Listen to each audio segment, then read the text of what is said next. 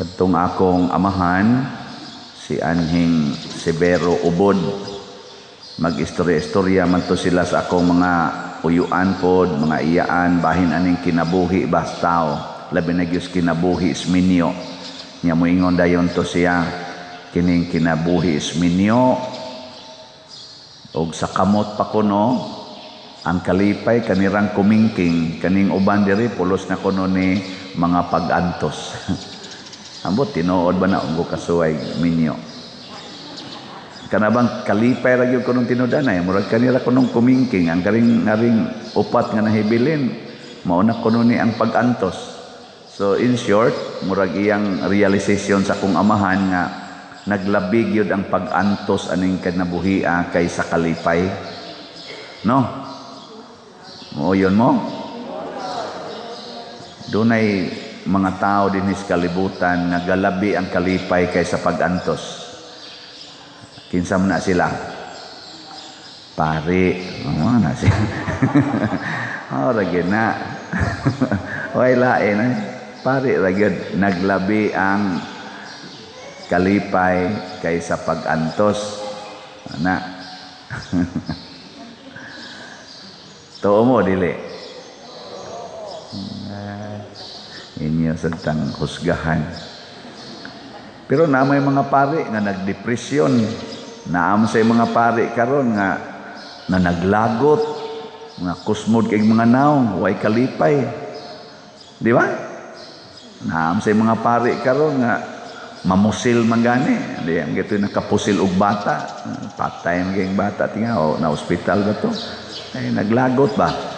So namagay pari ng hagit og sukmagay panahon nagkasal. Kinsa katong paria?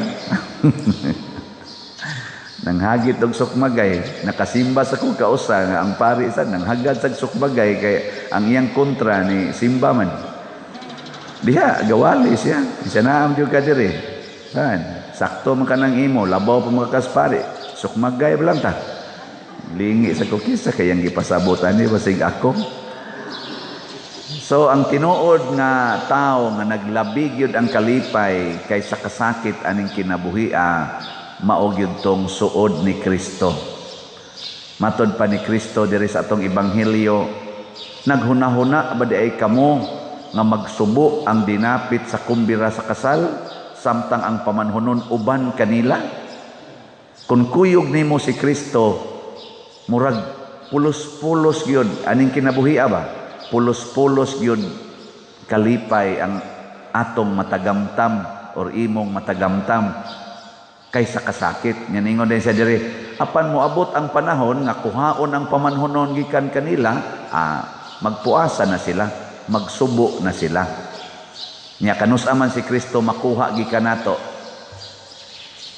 Nya magsubo dayon ta. Kay bawo mo, kung di na tamutuman siyang sugo, mawa na siya. Kay kada nato supak sa sugo sa Ginoo, maputol ang atong relasyon. Ay matod pa sa niya diha sa laing bahin sa ebanghelyo, murag John chapter 15 man siguro na, niingon siya, ako ang punuan sa paras, kamo ang akong mga sanga. Kung ang sanga magpabilin sa punuan, dili gid ni mahutdan sa bunga ug dahon. Pero kung ang sanga mahimuwag gani sa punuan, ang sabi nitabo, malaya og pamuniton og isugnod sa kalayo. Apert tinagin nimong subua. Muna naaroy mga tao nga nahimuwag ni Kristo, ang mga naong laya, uga ba? Uga. Nitanawan ng imong tupad. Ika na tanawa. Tanawang naong laya o lunhaw. Sige, iniguli ninyo sa inyo, tanawa to mga tao dito dapit sa inyo, o kaninyo mga silingan, ilhan na nimo, tanaw nimo ang naong laya kayo, kanang uga kayo, gakusmod lang, kanina, himuwagin ng Kristo. Na. Na. Nya ang pare, inigso dire, inigingon ang Ginoo mo na kaninyo niya, uga kig naong, kanina, himuwag ng Kristo. Nya inigwalis pare, smiling di kayo, ing na kani ubay-ubay nighalin sa salat. Oro na kalipay aning inyong pare kana ramang salat gyud. Okay nga naman, malipay ang daghan kay mga tao. Karon daghan na kayong namakpak kay ang atong halin niabot na og 7,521 slots. Pakpak. Sa atong target nga 10,000 slots, 2,479 na lang ka slots ang kuwang. Gahapon nasiya ko pag-print nako sa Metrobank nga kaning kuan ba anang transaction history na ay 300,000 nga gikuan gideposit. Nakapangutana ko sa akong treasurer o kani akong kuyog diri kung nagdeposito mo sa kaning atong kolekta dito nyo gideposito sa kaning Metrobank wa man pa dir nako kuan gid kana ganing palit gid inig slot mabali 300 ka slots. Unya nahibaw-an gid namo ang tao nga nagpalit nagkaistorya dahil miadto primero di man kayo katuhuan nga mopalit siya 300 slot pag istorya namo kay simple ra man kaysa mo istorya muhatag niya ako pader ako gugma mo gini na akong paghatag maom dito siya ay mga simple kay mga tao ba nga mukalit lang og masyaktas ilang paliton. In short, kining pagpamalit na tog slots, kining pag-donate sa simbahan, kung kinasing-kasing ang imong pagbuhat, mubunga ginagkalipay diha nimo. Ngano man, makonected man ka sa punuan nga mao si Kristo. Magpabilin man ka diha ni Kristo, wa gyud namalit og slots in general, wa gyud nag-donate sa simbahan nga kinasing-kasing nga masulubon. Bisan pagdakdakan sa tanang mga problema o pagsulay, naagina nila ang kalinaw, kalipay o katagbawan sa kinabuhi. Maunay nakalahi sa mga tao nga tigpakaaron ingnon o sa mga taong matinud-anon. Usa ra gyud ka tawo ang makatuman sa iyang saad, si Kristo ra gyud. Siya ra gyud ang matuod nga tawo nga nakatuman sa iyang saad, wa gyoy nasipyat, iyatang giluwas. Niingon siya, ako mong pakamatyan. Nagpakamatay siya. Nya kinsa sa tong musunod niya og sa iyang mga saad og sa iyang dalan, siguro gyud nga makahatag og tinuod nga kalipay. Muna sa unang pagbasa, niingon ang mga Hudiyo, unsa pa may kapuslanan ani magsigi mig ampo, magsigi mig puasa, nga wa naman ka maminaw namo Ginoo, wa naman ko nimo wa naman minimo tubaga. Di na lami magampo, di na lami magpuasa. Nitubag sa dang Ginoo nga, lagi magpuasa mo, pero sige gyud po mong pangulata ng mga tao nga ubos sa inyong pag-amping. Sige gyud po mong pangusi ang mga bata, sige gyud po mong panglatos ang mga bata, panghapak ang mga bata, yaw-yaw ang mga bata, balikas ang mga bata. Nya siging ampo diri, sige ingon matuman ang imong pagbuot dinhi sa yuta, maingon sa langit, iguli nga to kamong mga animala mo, kamong mga pistiha mo. Ingon Ginoo nga mao dinay inyong ampo, mao dinay puasa. Sige gyud po mong paningil ang mga utang, nya og dili gani mo bayad, inyo dayong yaw-yawan, ikiha pa ninyo. Igihan gyapon kay mo nang inyong mga yuta, kanang inyong mga tanom, kanang inyong mga kwarta. Igihan kay mo, inyo yung hapit patyon ang tao nga mukuha ni ana, nga ako man tay naghatag ninyo.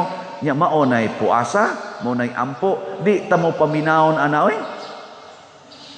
Nya ningonen Ginoo, sige suway ninyo, ipanghatag ang inyong kwarta ngadto sa mga kabos. Atimanan ninyo ang mga byuda o mga ilo.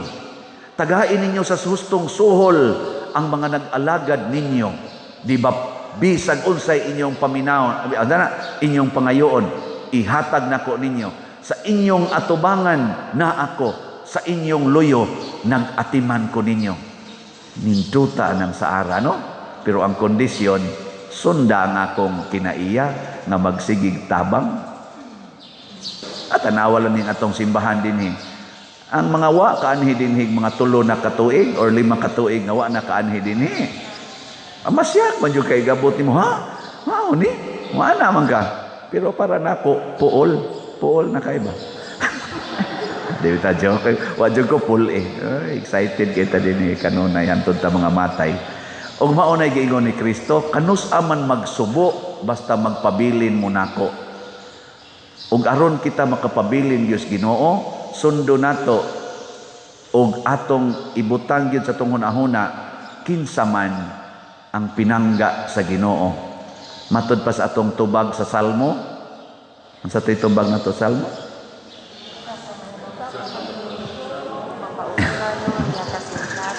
Usa ka mahinulsulon ug mapaubsanon na kasing-kasing o Dios dili nimo tamayon. Naaroy pipila ka nato nga bisag nagbasol na ang usa ka tawo, bisag nagsigi nagpangayo nimong pasaylo, di gyud ka maong maluoy. No? Dayon kag ingon, human na, gibuhat na nimo. Ay na lang pagbalik nako. O gipasaylo na tika, ay na lang balik. Mga buangon kaita. Ang tinuod yun nga mahinulsolon o mapaubsanon na kasing-kasing, makig-uli gidi ay ta. Dili na nato tamayon ang tao nga nakahatag o kasakit nato. Mauna ang Ginoo.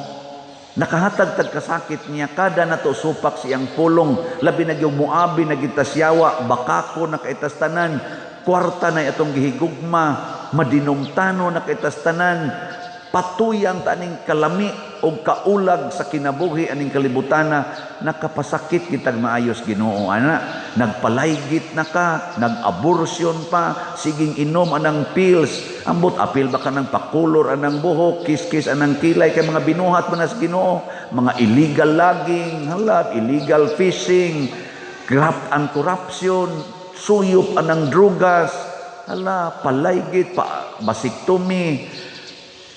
Ang Ginoo nasakitan kayo ani. Pero kung maghinulsol ta, kung magbasol ta, din agid ta niya tamayon. Iyarad gitong kalimtan, pinangga ragyapon ta niya, no? Sige, lingi ay mong tupad. Na andam kang mopasaylo sa imong kaaway. Andam kang mopasaylo sa imong kaaway. Di ba moingon na siya, di pa ko ready. Ayaw, inulsol na tadaan, di ba? Og inigbasol nato sa atong pagsigig dumot, ang Ginoo di na mo tamay nato. Inig kinasing-kasing natong pagbasol aning sige natong daog-daog sa atong isig katawo, labi na gyud mga bata magagmay. Himuon dayon tas Ginoong iyang mga pinangga. Din ata niya tamayon. No, ano? Sige, nindog na ta.